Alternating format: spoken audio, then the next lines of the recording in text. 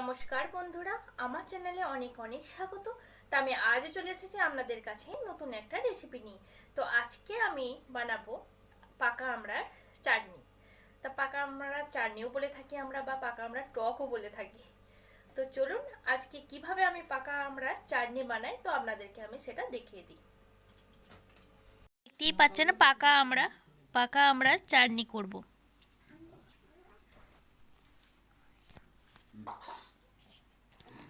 তো দেখুন এইভাবে ছালগুলোকে ছাড়িয়ে নেব। এটা ছালটা কিভাবে ছাড়িয়ে নিলাম দেখুন। আস্তে আস্তে করে এই উপর থেকে ছালগুলোকে ছাড়িয়ে নিলেই হয়ে যাবে। তো দেখুন আমি কড়াই চাপিয়ে দিয়েছি আর গ্যাস অন করে দিয়েছি। এরপরে আমি এখানে অল্প তেল দেব। তো দেখুন এই অল্প তেল দিয়ে দিলাম, তার সাথে সর্ষে দিয়ে দিলাম,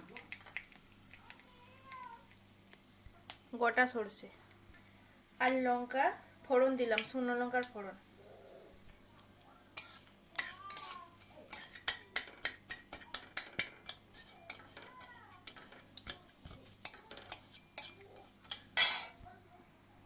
তো চাটনি করার ক্ষেত্রে লঙ্কাটাকে একটু ভালো করে খড়িয়ে নিতে হবে, তাহলে সেন্টটা ভালো থাকে। তো দেখুন আমার ভালোভাবেই খড়ে গেছে। তো এরপর আমি আমড়াগুলোকে দিয়ে দেব।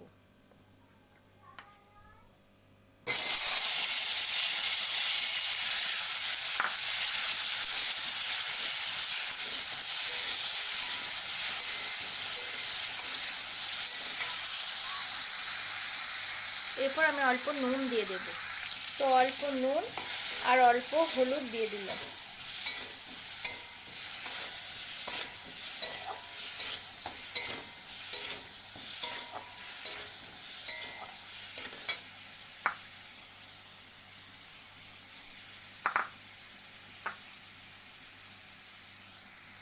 পাকা আমড়ার টেস্টটাই আলাদা, খুব মিষ্টি লাগে। সেই ক্ষেত্রে চিনি দিই বা গুড় দিই, সেটা খুব অল্প দিলেই হয়ে যাবে।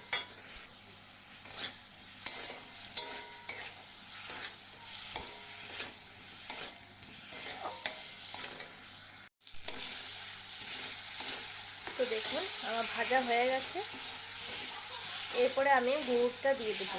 আমি গুড় দিয়েই করব, চিনি দিয়েও করতে পারেন আপনারা, চিনি দিয়েও খুব ভালো হবে। তো দেখুন আমি গুড় দিয়ে দিয়েছি।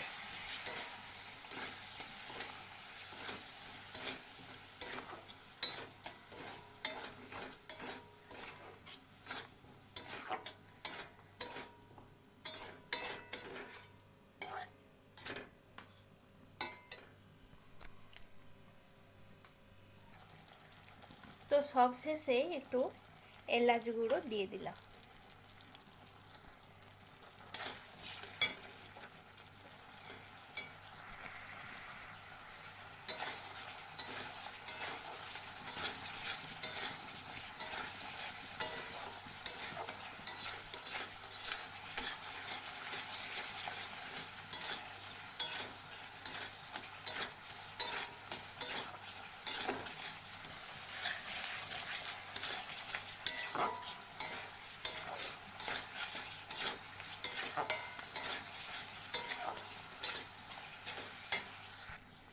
তো দেখুন এটা আমার হয়ে গেছে।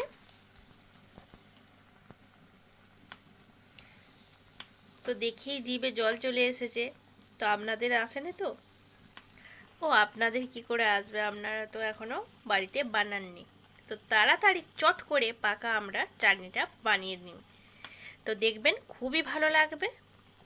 আর এটা তো খুবই সোজা, দেখেই বুঝতে পারলেন কত তাড়াতাড়ি আমার হয়ে গেল।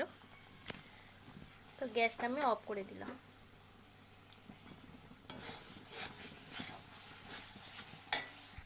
তো দেখুন আমার রেডি ঝটাপট পাকা আমরা চাটনি।